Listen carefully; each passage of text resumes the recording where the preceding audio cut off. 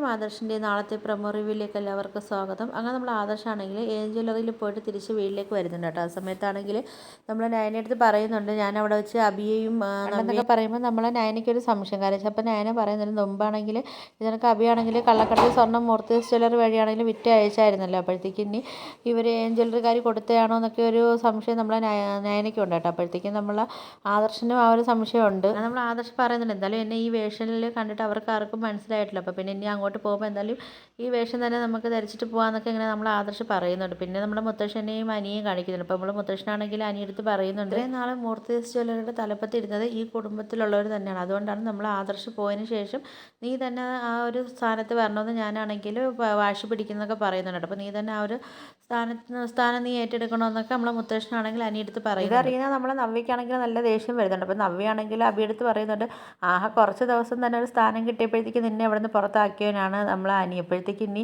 അവനിപ്പോൾ MD സ്ഥാനത്തൊക്കെ ഇരിക്കുമ്പോൾ പിന്നെ നിൻ്റെ കാര്യം ആലോചിക്കണമെന്നൊക്കെ പറയുന്നുണ്ട് കേട്ടോ. അപ്പോഴത്തേക്ക് നമ്മൾ നവ്യയ്ക്കാണെങ്കിൽ ഒട്ടും സഹിക്കാൻ പറ്റുന്നില്ല. അബിക്കാണെങ്കിൽ നല്ല വിഷമമുണ്ട്. കാര്യത്തിൽ നമ്മൾ അനിയാണെങ്കിൽ MD സ്ഥാനത്ത് ആക്കിയല്ലോ. അപ്പോൾ ആ ഒരു വിഷമം നമ്മൾ അബിക്കും ഉണ്ട്. പിന്നെ നമ്മൾ ആദർശിൻ്റെ അനുഗ്രഹമൊക്കെ മേടിക്കാൻ വേണ്ടിയാണെങ്കിൽ അനിയാണെങ്കിൽ ആദർശിനെ കാണാനൊക്കെ പോയിട്ട് ആദർശിൻ്റെ കാല് തൊട്ടൊക്കെ അനുഗ്രഹമൊക്കെ മേടിക്കുന്നുണ്ട് കേട്ടോ. വന്നിട്ട് ഓഫീസിൽ പോയി MD സ്ഥാനമൊക്കെ ചാർജ് എടുക്കാൻ വേണ്ടിയൊക്കെ. അപ്പം ഇതൊക്കെയാണ് പ്രൊമോ റിവ്യൂ ആയിട്ട് കാണിച്ചിരിക്കുന്നത്. അപ്പോൾ നിങ്ങൾക്ക് എൻ്റെ വീഡിയോസൊക്കെ ഇഷ്ടപ്പെടുകയാണെങ്കിൽ ഒന്ന് ലൈക്ക് ചെയ്ത് ഷെയർ ചെയ്ത് സബ്സ്ക്രൈബ് ചെയ്ത് കൂടുതൽ ബെല്ലൈക്കൺ എനേബിൾ ചെയ്ത് ഒന്ന് സപ്പോർട്ട് ചെയ്യണേ.